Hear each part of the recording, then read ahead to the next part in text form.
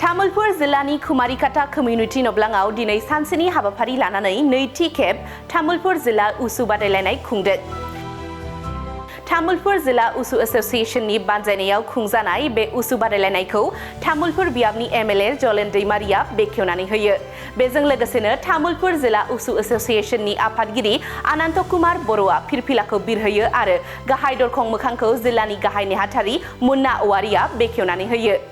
बे बादायलायनायाव गाहायै साब जुनियर, जुनियर हौवासा आरो हिन्जावसाफोरनि आरो सिनियर थाखोनि चान्दा आरो थाब्लु बे मोननै रोखोमनि बादायलायनाय जादों। तामुलपुर जिल्लानि आवथायाव थानाय खुमारिकाटा, तामुलपुर, गरेसर, दुवारकुसि बायदि जायगानिफ्राय फैनानै गेलेगिरिफोरा बे उसु बादायलायनायाव बाहागो लाफैदों।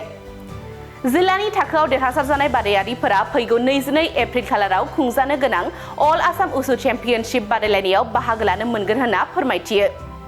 उसु गेलेनाया मोनसे जाखांफुबोनाय गेलेमु। बे उसु गेलेनायजों बड'लेण्ड हालामनिफ्राय गोबां जाफुंसार जानाय आरो बेनि गेजेरजों साख्रि मोननाय दङ।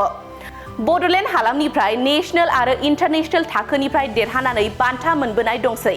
उसु गेलेनायनि गेजेरजों गावनि जिउखौ जाफुंसार महरै दाफुंनानै लानो हायो होनना नेशनेल जज टिंकु बर'आ फोरमायथियो। সকলো অসমবাসীলৈ আৰু আমাৰ তামুলপুৰ জিলাৰ বাসীলৈ মোৰ ৰঙালী বিহুৰ আন্তৰিক শুভেচ্ছা থাকিল। আৰু আজি আমি ইয়াত দ্বিতীয় বৰ্ষৰ উচু চেম্পিয়নশ্বিপ কম্পিটিশ্যন আমি আৰম্ভ কৰি আছোঁ। আৰু এই চেগতে আমি জনাব পাই আমি সুখী হৈছোঁ যে ইয়াত যিমানখিনি কোনা কোনাৰ পৰা আজি আহিছে ইয়াতে খেলুৱৈসকল, তেওঁলোকৰ যিখিনি আজি বাছনি হ'ব, এওঁলোকক আমি ষ্টেট লেভেললৈ আমি পঠিওৱাৰ কাৰণে আমি যুঁজা কৰি আছোঁ।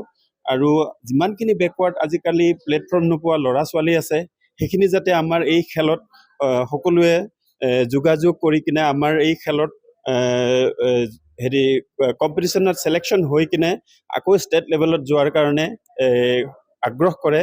তাৰ বাবে আমি সকলো তামুলপুৰবাসীলৈ বিনম্ৰ অনুৰোধ জনাৰো আৰু গাৰ্জেনবিলাকে অলপমান গুৰুত্ব সহকাৰে লৈ ল'ৰা ছোৱালীখিনি বিপথে গৈ আছে, তেওঁলোক অলপমান গাইড দি কিনে আমাৰ যিখিনি আমাৰ উচু প্ৰগ্ৰেম আছে, উচু প্ৰগ্ৰেমত আমাৰ খেলুৱৈসকল ইয়াতে আমাক প্ৰদান কৰি কিনে আমি যাতে তেওঁলোকক আগুৱাই নিব পাৰোঁ, সেই আগুৱাই নিয়াৰ সহযোগ যাতে সকলো আমাৰ তামুলপুৰবাসী ৰাইজে আমাক সহায় সহযোগিতা কৰে, সেইটোৰ কাৰণে মই বিনম্ৰ অনুৰোধ জনালোঁ। दा जोंनि उसु होनबा दा मोनसे जोंनि ओनसोलाव बिटिआर ओनसोलाव मोनसे जाखांफुनाय गेम। दा बहुत बे गेमजोंनो गेलेनानै जोंना साख्रि मोननाय दं। आसाम पुलिस होन, आसाम कामान्ड' होन, आरो गुबुन गुबुन डिपार्टमेन्टआवबो मोननाय दं। दा जोंनि नैबे उसु खेलाया गोदानैबाबो बे दा जोंनि बिटिआर ओनसोलाव बिराद आवगायगासिनो दङ। बाहाय जोंनि ओनसोलनिफ्राय मेडेल लाबोगासिनो दङ, जेनेबा नेसनेलनिफ्राय इन्टारनेसनेलसिमबो दङ।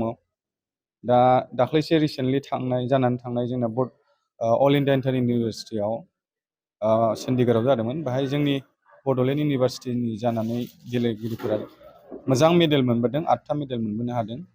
दा जोंनि बे उसुआव बिटिआर ओनसोलनिफ्राय दा मोजां मोजां प्लेयारफोर ओंखारगासिनो दं। आरो आं बुंनो सानो दा जोङो बे उसुजोंनो जोङो गावबा गावनि लाइफखौ दानानै लानो हायो, जेरेखम प्रफेसनेल जानो हायो फुटबलफोर बायदि, दस्रा खेलाफोर बायदि। ओंखायनो आं दा खावलायो बयबो गोसो होनानै गेले, केरियार बानायनो नाजा, मोजाङै गावबागाव गेलेनानै गावबा गावनि जाहाथे नाजानायजों साक्सेस जायो, बेखौनो आङो बयनिसिमबो खावलायनाय थायो।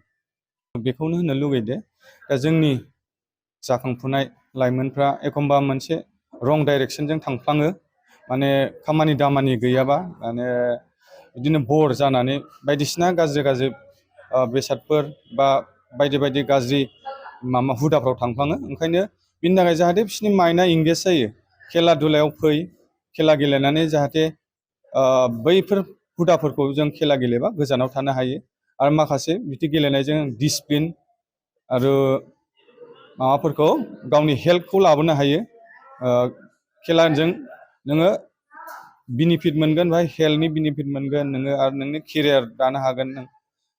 ओंखायनो आङो जोंनि इयुन लाइमोनफोरखौ खावलायदो जाहाथे बैफोर गाज्रि बुस्थुफोरखौ एंगारनानै जाहाथे स्पर्ट्सआव इनभल्भ जायो। सानसेनिल' प्रग्राम लादों जों एबार, सिगाङावहाय जोङो साननै प्रग्राम लायोमोन दा सिगांथ' बाक्सा डिस्ट्रिक्ट जमा जों दंमोन दा जों एक्सट्रा डिस्ट्रिक्ट जाबाय तामुलपुर जिल्ला जाबाय बेहाय जोंहा दा साब जुनियर जुनियर सिनियर खेला जादों बिनिफ्राय जिखिनि जों गल्ड मेडेल सिलेक्सन जागोन बेखौ जों स्टेटआव लांगोन आरो 22 तारिखआव जोंना साब जुनियर अल आसाम उसु चेम्पियनशिप दं आरो सिनियरबो बेहाय जों जिखिनि सिलेक्सन जायो बेखौ लांगोन आरो बेहाय जों दा जों गावखौनो माने एसे हेपि सानना लानांगोन मानो होनबा जोंहा दिनै गेम अपेनिंआव जोंहा एमएलए सार फैदों आरो बिनि सायाव जोंहा जायगानि एमसिएलए बिजिग्रा सार सापर्टार दङ आरो लकेल जिखिनि इएम जिएम दं बे एसे सापर्ट होदों आरो जोंनि जिखिनि दा गोदान प्रेसिडेन्ट सार बिथांखौबो गोसो गोरबो जों धन्यबाद होनांगोन आरो बिथाङाबो माने बहुत हेपि थारमाने माबायाव आरो उसु गेमाव आरो जोंहा बेहाय बाहागो लानाया नाम्बार 1 जोंना कुमारघाटा दङ आरो ओरै तामुलपुर थाबाय दारकुसि आरो ओरै गरेस्वर आरो बिदि फैदों आरो दाब दाब जायगानिफ्राय फैदों आरो जों बेहाय दिनै जायखिनि मेडेल मोनगोन जों बेहाय फार्स्ट सेकेन्ड थार्ड थायो नालाय जों बेहाय मेडेल होनाय जागोन आरो सार्टिफिकेट थागोन आरो बिदिनो ट्रफि थागोन आरो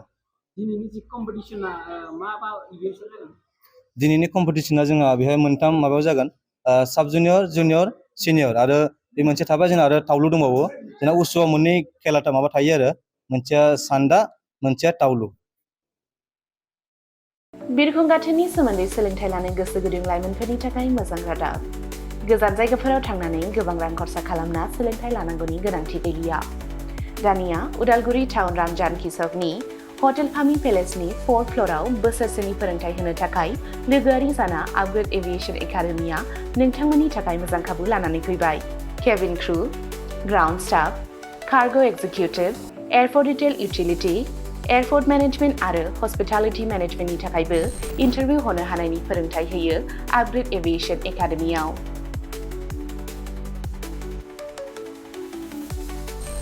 मुं थिसननायनि सायख'नाया 18 बोसोरनिफ्राय 22 बोसोर बैसोनि गेजेराव जानांगोन गोसो गुदुं बिजाथिफोरा सोलाद लानो थाखाय स्क्रिनाव होनाय जानबुं अनजिमा 96783602226 आव कल खालामनो हागोन जब प्लेसमेन्टआ 100% रोखा जागोन होनना मिथिहोदों आपग्रेड एभिएशन एकाडेमिनि सामलायगिरि बिथांमोनहा बेजों लोगोसेनो बिरखं दावबायनाय एभिएशन दावबायग्रा थावनि टुरिजम आरो आलासि सिबिग्रा थावनि हस्पिटालिटी बे मोनथाम फोथाराव रोखायै खामानि नागिरना होनो एबा प्लेसमेन्ट होनो हागोन होनना रोखा खालामना होदों एकाडेमि सामलायगिरि बिथांमोनहा